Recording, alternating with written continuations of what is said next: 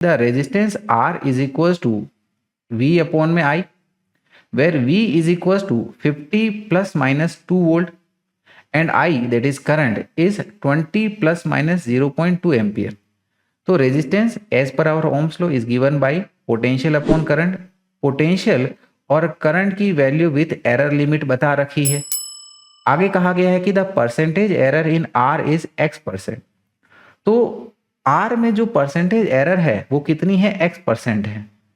The value of x to nearest integer is, तो x की value हमारे nearest integer में कितनी होगी ये हमसे पूछा जा रहा है।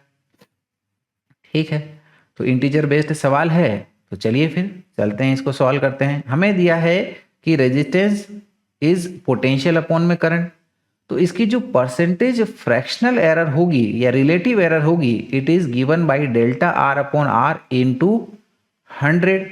अब V और I दोनों में ही एरर है, तो फ्रैक्शनल एरर का रूल यूज करते हुए हम लोग कह सकते हैं कि percentage fractional error in R will be percentage fractional error in V plus percentage fractional error in current.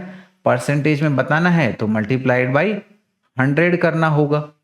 ठीक है, तो यहां पर डेल्टा V यानी कि एरर इन वोल्टेज कितना है, ये 2 है, डिवाइडेड बाय वोल्टेज कितना है 50 है, प्लस डेल्टा I यानी कि एरर इन करंट जो कि हमें बताया गया है 0.2 है, डिवाइडेड बाय करंट की वैल्यू कितनी है 20 एम्पियर इनटू ये 100 कर दीजिएगा। तो यहाँ पर 2/50 इंटू 100 करोगे तो ये 100 50 से 2 टाइम जाएगा, यानी कि 2 इंटू 2 4 आ जाएगा, यानी कि ये 4% प्लस 0.2/20 इंटू 100 करिएगा तो ये देखिएगा ये हमारा 20 डिवाइडेड बाय 20 यानी कि 1% आ जाएगा। 4% प्लस 1% यानी कि 5%, और यही परसेंटेज एरर इन आर में हमें x% बोला गया है, यानी कि सीधे सीधे हम लोग बोल सकते हैं कि x की वैल्यू हमारी 5 बनेगी।